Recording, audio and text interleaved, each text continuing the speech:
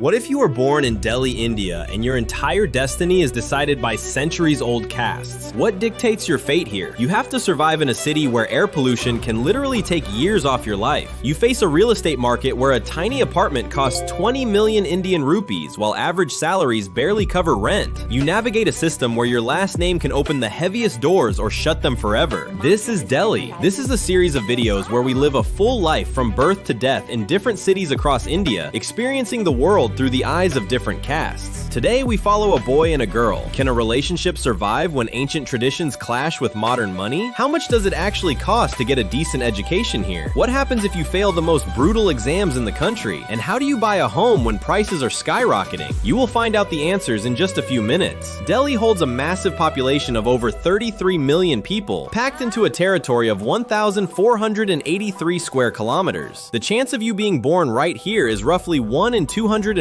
globally. Delhi has the largest fleet of electric buses in India. It holds the largest spice market in Asia, but it also holds the title of the most polluted capital city in the world. Now, we are returning to our heroes with completely different destinies.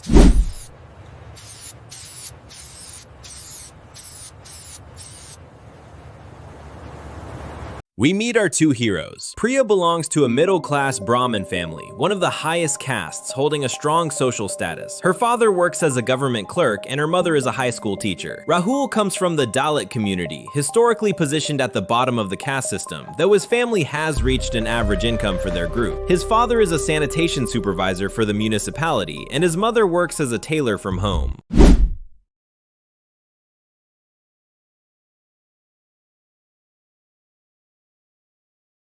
Priya grows up in a relatively comfortable 3-room apartment in South Delhi. Her parents command immense social respect due to their Brahmin status. At age 3, Priya enters a private preschool. Rahul lives in a densely packed neighborhood in East Delhi. His family rents a small 1-room house. The space is tight and privacy is non-existent. Because both parents work brutally long hours just to survive, Rahul is sent to a government-run Anganwadi, a free childcare center, at age 3.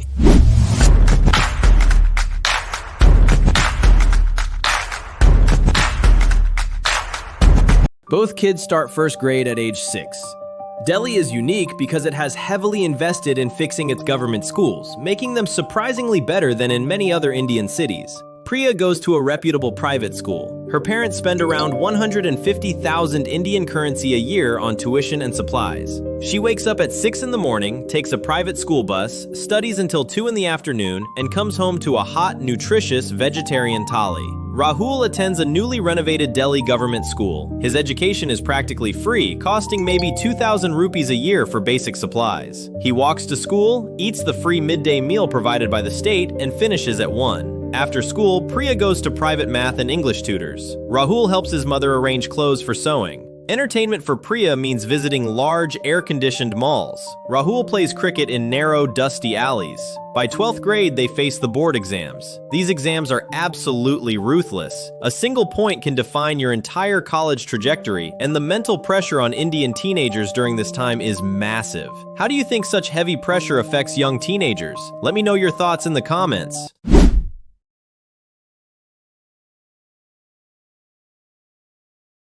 Military service in India is completely voluntary. It lasts for various terms depending on the entry method, usually starting around 4 years under the new Agnipath scheme. Neither Priya nor Rahul choose this path. The competition to get into the army is historically intense because it provides absolute job security, social respect, and a guaranteed pension, something extremely attractive to millions. But our heroes are aiming for the corporate world.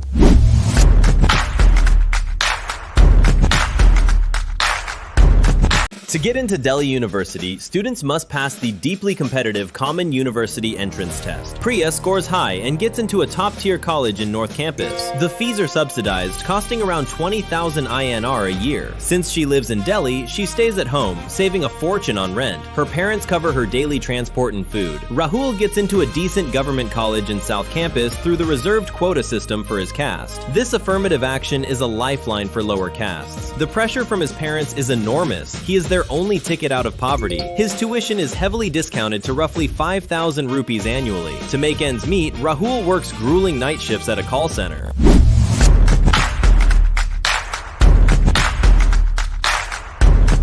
Finding that first job takes months of endless interviews.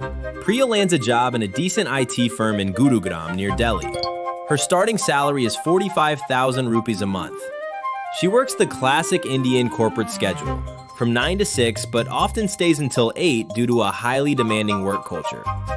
Rahul secures a back office job at a logistics company, earning 25,000 Indian currency a month. Buying a house right now is practically science fiction for both. A basic 2-bedroom flat in a decent Delhi area costs around 10 million rupees. Priya uses her salary to buy a small car and saves the rest. Rahul gives almost his entire paycheck to his parents, keeping only 3,000 rupees for the metro and cheap street food. The financial burden on young workers in India is incredibly heavy. Do you think it is fair that children are expected to give their entire salary to their parents? Drop your opinion below.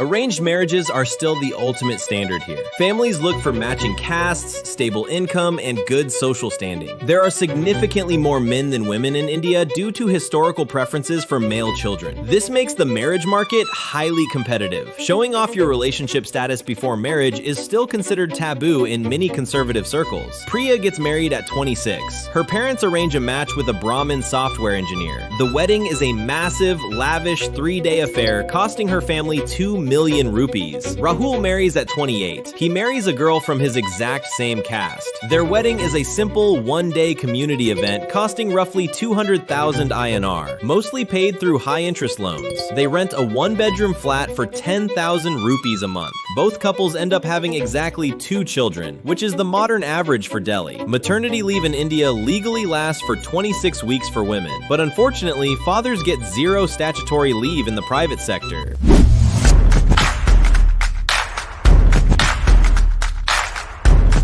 Retirement officially begins at 60. Priya and her husband enjoy a comfortable old age. Thanks to smart IT sector investments and savings, Priya receives around 40,000 rupees monthly in passive income. She lives surrounded by her grandchildren in a fully paid-off home. Rahul faces a much darker reality. With no formal corporate pension, he relies on a tiny state old age pension of just 2,500 Indian currency per month. He has no choice but to rely entirely on his 2 children to feed him and pay his medical bills until his final days. This lack of a safety net is terrifying for millions working in the unorganized sector. Would you be able to survive on such a tiny pension? Share your thoughts in the comments.